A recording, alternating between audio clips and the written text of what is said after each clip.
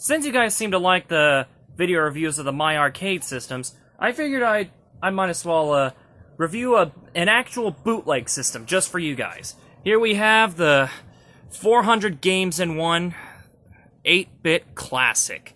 It's, from the looks of things, it looks like it's supposed to rip off the design of the original Game Boy, and surprising thing is I got the blue one. As you can see, it's actually ticked off, and it looks like someone actually did it with a pen. So, yeah, I'll give them points for not being lazy. Anyway, you guys want to see the actual product, so I'm going to go ahead and take it out of its box. We'll go back to this system. And it comes with a second controller, and this looks very familiar. I can't quite seem to tell what this is supposed to look like. Why don't you guys tell me in the comments section?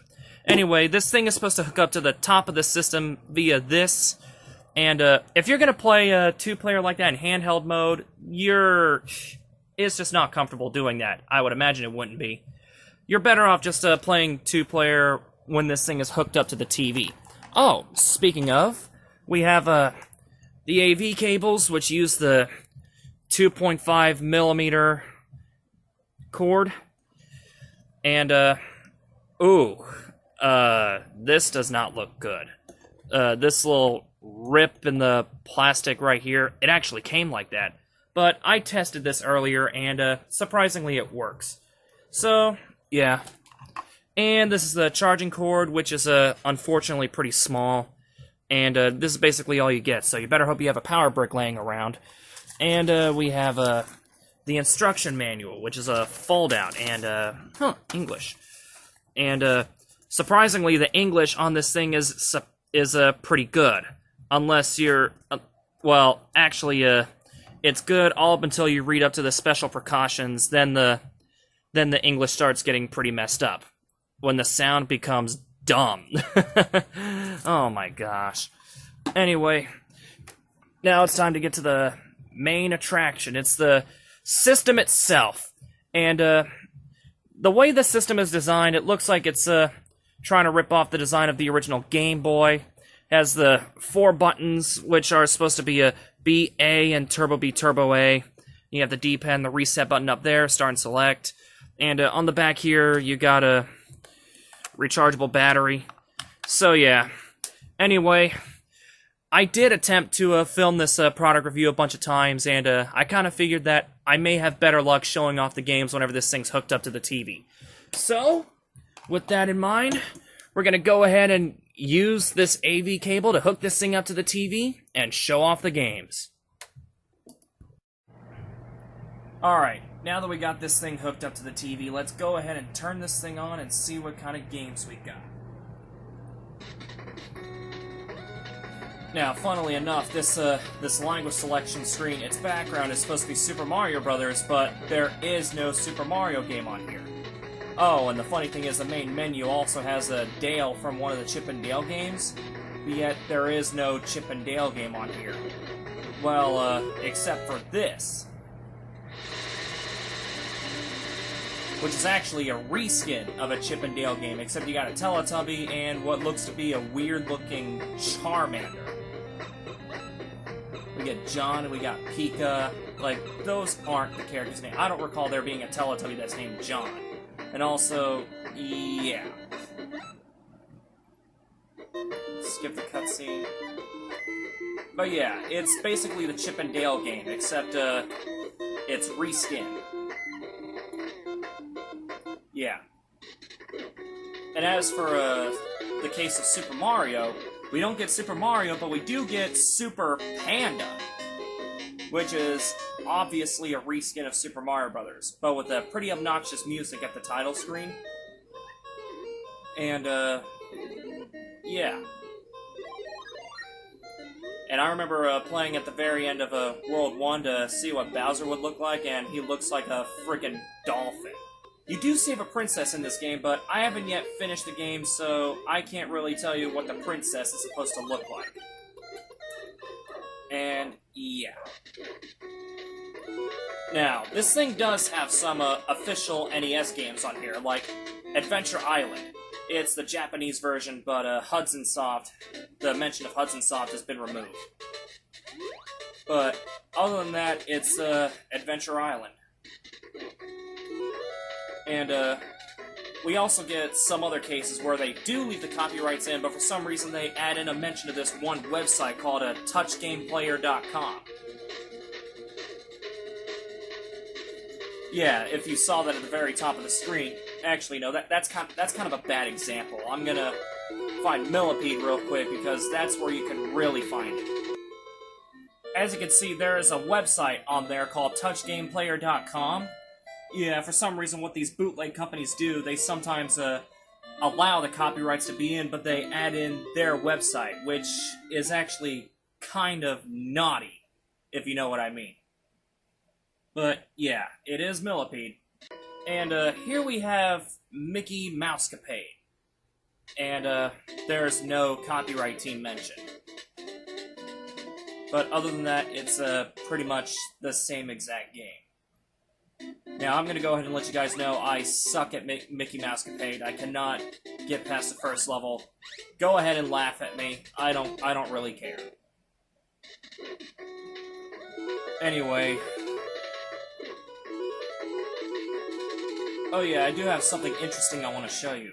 Contra 24-in-1, where it's basically, it gives you the option to play Contra as is, or you can play Contra with certain types of guns, or you can, start with 30 lives, I believe. It says Contra 30.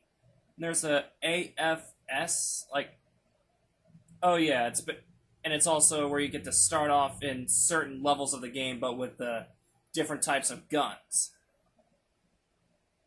Like, I'm going to go ahead and click the one where it's level 8. Oh, would you look at that? You can see the mention of Touch Game Player again.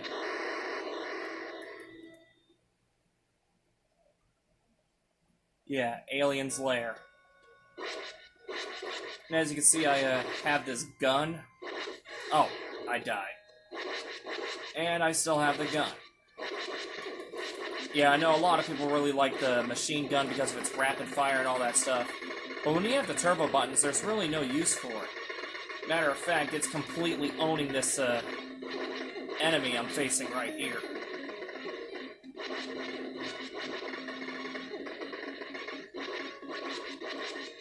Alright, before I get too carried away. Now, a lot of the homebrew games that you see on here, they're actually the exact same ones that I've been showing off on the MyArcade systems, like Dada right here. This reskin of the Popeye game for the NES. If you've seen my other reviews, you know exactly how this goes. I don't need to show it again. And you also get some straight-up pirated games, like Mortal Kombat 4. Yeah. We all know there was a Mortal Kombat game released for the NES. It looks like the battle's about to begin. And this game controls like a donkey's butt. Yeah.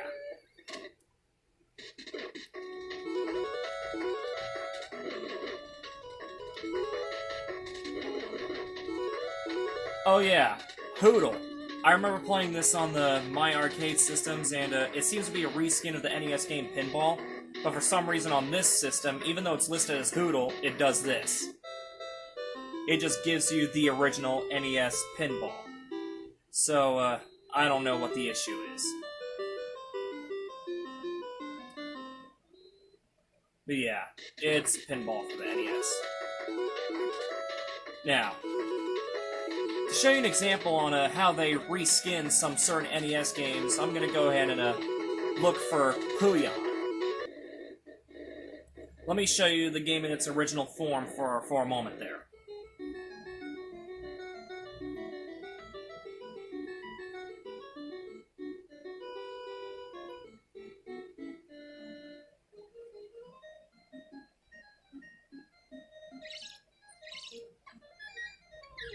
Yeah, you're supposed to prevent these cats from climbing up those ladders that you're trying to guard.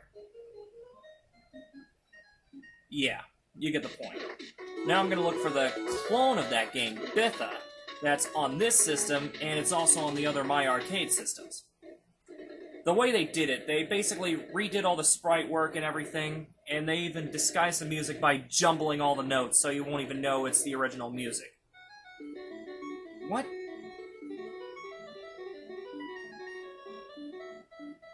But guys, sipping cider through a straw is public domain. You didn't have to disguise it. But yeah, it's basically the same exact game, except the cats are, well, if you look at their faces from the front, it looks like little Marios. But yet if they fall down to the ground, you get the original cat sprites, except they're weirdly colored. Yeah.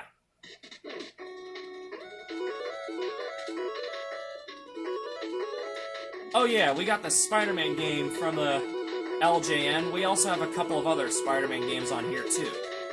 And these are not official Spider-Man games. They're homebrew.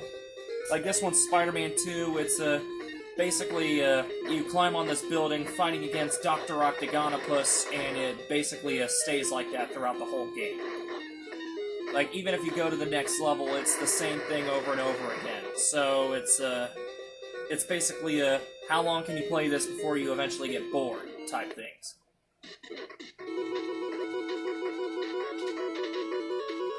And we also have Spider-Man 3, which is just labeled as Spider-Man on the title screen. And what you're supposed to do is save victims from this huge building fire, and this game controls like utter crap. I almost don't even bother with this game because it just controls horribly. It's really hard to play. Yeah, you get the point. New Man. It's Dino Ricky, except the title is different. I don't know. Was this game called New Man in a different region? I would have to do some research. Anyway, show off some more stuff. Tower of Druaga. Whatever that is.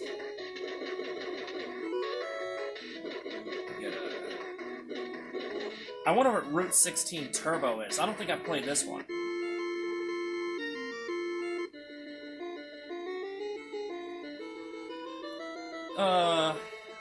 Looks official. Let's see what else we got. We got Bounce.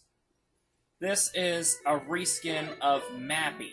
And, yes, this game is also on the MyArcade systems that I've already reviewed.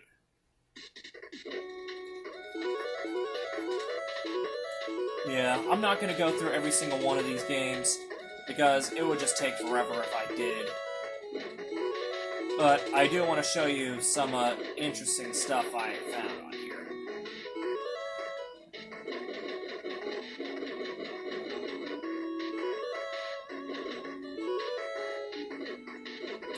Angry Bird, otherwise known as Anger Bird, where it's basically a reskin of this other game. Like I don't know what this other game is called, but I know this is supposed to be a reskin because this plays nothing like a real Angry Birds game, and I think I just screwed myself up. It just kind of cracks me up how they make an Angry Bird game for the NES. It's like they're trying to cash in on the current trends. But just think about it. Somebody with common sense, they're going to pick up an NES cartridge of Angry Birds, and they're automatically going to assume that it's BS, because Angry Birds came out way after the NES died off. So yeah, we get Boat Race, which is a reskin of Road Fighter.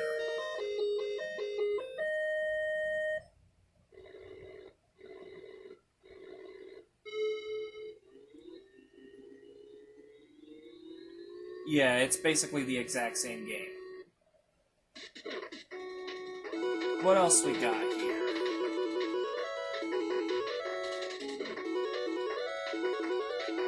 Oh, there is something funny I kind of want to show off.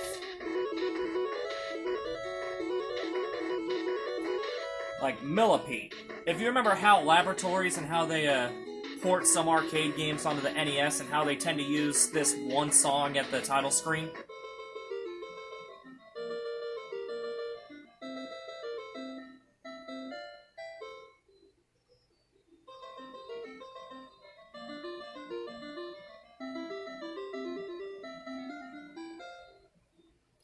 Yeah, it's that one song that you can hear on games like Defender 2 and Joust and all that stuff. There is a clone of this game on here called Surface Fire, if I can find it. And the funny thing is, they disguised that song, of course, but for some odd reason, halfway through, they just gave up.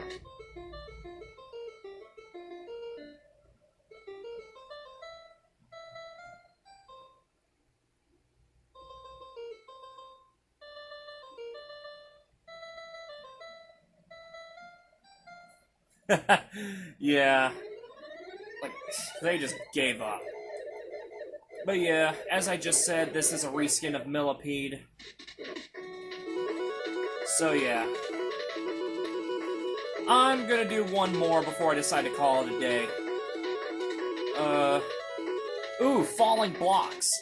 This is an interesting Tetris clone. I remember me and Dad were playing one of the MyArcade machines trying to find a game that's actually fun, and both me and him had a real good time with this game. Yeah, it's basically a Tetris clone, but it has new and interesting shapes. Like this, and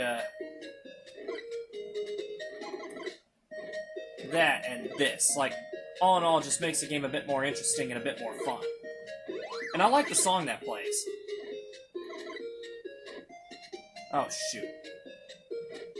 But believe me when I say this, this game is actually much more fun if you're playing 2-player. Just like regular Tetris.